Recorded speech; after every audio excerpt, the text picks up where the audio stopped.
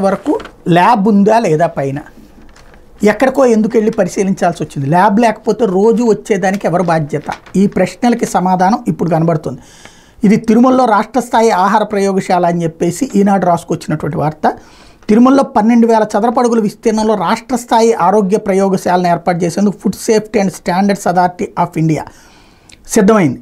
ఇందుకు 22 కోట్లను కేటాయించింది. ఈ కేంద్రం ఏర్పాటు మీద రాష్ట్ర వైద్యారోగ్య శాఖకు చెందిన ఇన్స్టిట్యూట్ ఆఫ్ ప్రివెంటివ్ మెడిసిన్ ద్వారా తిరుమల అధికారులతో ఒప్పందం చేసుకోబోతోంది. తిరుమలలో ప్రస్తుతం ఉన్న ప్రయోగశాలలో పరీక్షలు అంతంత మాత్రంగా జరుగుతున్నాయి.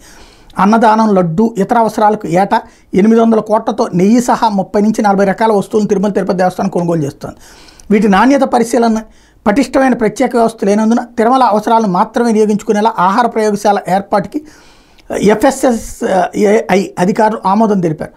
అందులో 5 కోట్లతో మైక్రోబయాలజీ వ్యవస్థ, 9 కోట్లతో అత్యాధునిక యంత్రాలు, 6 కోట్లతో బేసిక్ పరికరాలను కొనుగోలు చేస్తారు.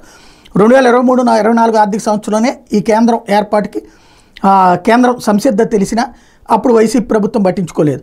దీని మీద ప్రస్తుతం తీవ్రస్థాయిలో విమర్శలు చెలరేగుతున్నాయి. తిరుమల తిరుపతి దేవస్థానం ఈవో శ్యామలరావు దృష్టికి విషయం రాగానే గత నెల 26న వైద్యారోగ్య శాఖ రాసిన లేఖలో 2 అంతస్తుల ల్యాబ్ ఏర్పాటుకు ఆమోదం తెలిపారు.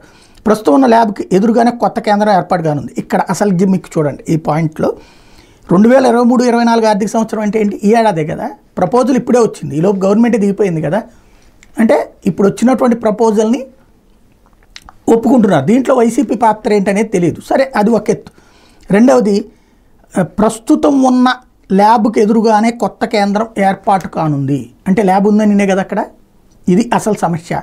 కాకపోతే దాంట్లో ఇప్పుడు ఈ కల్తీ అని ఏదైతే గుజరాత్ వాళ్ళు తేల్చినటువంటిది ఇక్కడ ల్యాబ్లో ఎందుకు తేల్చలేకపోయారు, మళ్ళీ అక్కడికి ఎందుకు పంపించాల్సి వచ్చింది, ఏం ఎక్విప్మెంట్ మిస్ అయింది, అది ఇప్పుడు తేలాల్సి ఉంది.